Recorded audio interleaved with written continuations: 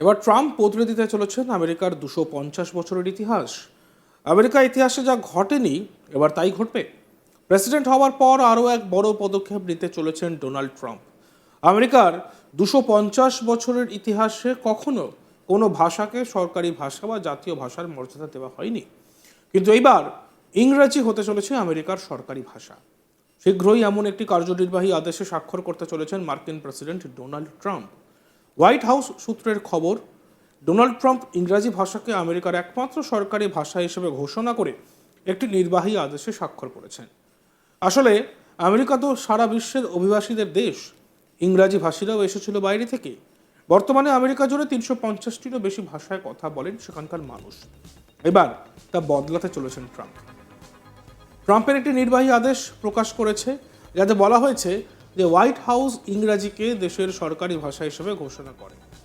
দীর্ঘকাল অতীত, জাতীয়ভাবে মনোনীত ভাষা এবং একটি ঐক্যবদ্ধ এবং সমন্বিত সমাজের মূলে রয়েছে। আদেশটি 2000 সালের অগস্টে তৎকালীন মার্কিন প্রেসিডেন্ট বিল ক্লিন্টন এক নির্দেশিকায় জারি করেছিলেন। তাতে বলা হয়েছিল যে সমস্ত মার্কিন নাগরিকদের ইংরেজি ভাষায় দক্ষতা কম, তাদেরও সমানভাবে পরিষেবা দিতে হবে সরকারি তহবিল প্রাপ্ত সংস্থাগুলিকে। ট্রাম্প সেই নির্দেশিকাও বাতিল করতে চলেছে।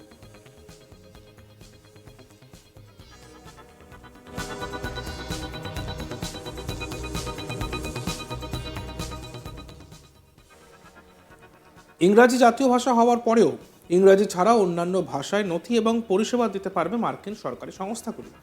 অর্থাৎ পুরনো সেই আদেশে বলা হয়েছিল অইংরেজি ভাষাভাষীদের সহায়তা প্রদানের জন্য ফেডারেল সংস্থা এবং ফেডারেল তহবিল গ্রহণকারী সংস্থাগুলির প্রয়োজন। নতুন নথি অনুসারে এজেন্সিগুলি এখনও ইংরাজি ছাড়া অন্য ভাষায় কতটা সাহায্য দেবে তার সিদ্ধান্ত নেওয়ার নমনীয়তা থাকবে।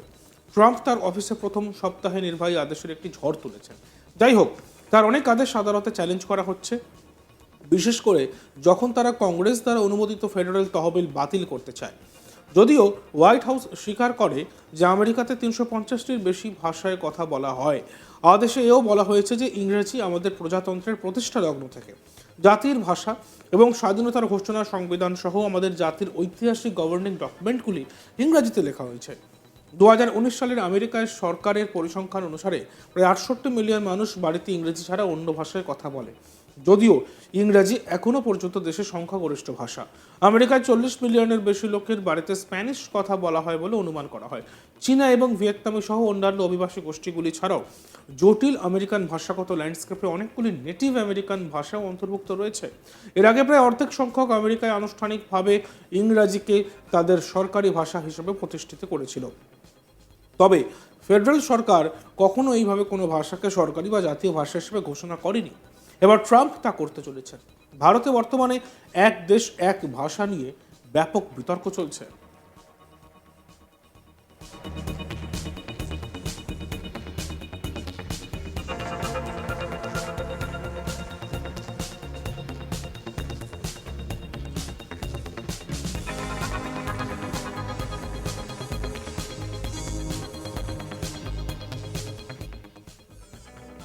এবার ট্রাম্প বদলে দিতে চলেছেন আমেরিকার 250 বছরের ইতিহাস। আমেরিকায় যা ঘটেনি তা এবার ঘটবে।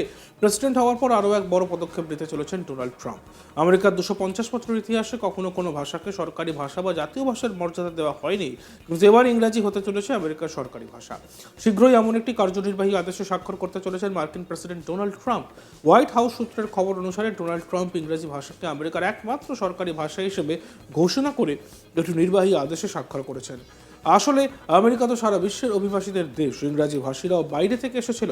বর্তমানে আমেরিকা জুড়ে 350টিরও বেশি ভাষায় কথা বলেন সেখানকার মানুষ। এবার তা বদলাতে চলেছেন ট্রাম্প। ট্রাম্পের একটি নির্বাহী আদেশ প্রকাশ করা হয়েছে, যাতে বলা হয়েছে যে হোয়াইট হাউস ইংরাজিকে দেশের সরকারি ভাষা হিসেবে ঘোষণা করা দীর্ঘকাল অতীত, জাতীয়ভাবে মনোনীত ভাষা এবং ঐক্যবদ্ধ সমন্বিত সমাজের মূলে রয়েছে। আদেশটি 2000 সালের অগস্টে তৎকালীন মার্কিন প্রেসিডেন্ট বিল ক্লিন্টন একটি নির্দেশিকা জারি করেছিলেন।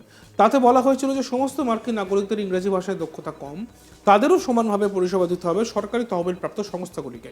ট্রাম্প সেই নির্দেশিকাও বাতিল করতে চলেছেন। ইংরেজি জাতীয় ভাষা হওয়ার পরেও ইংরেজি ছাড়া অন্যান্য ভাষায় নথি এবং পরিষেবা দিতে পারবে মার্কিন সরকারি সংস্থাগুলি।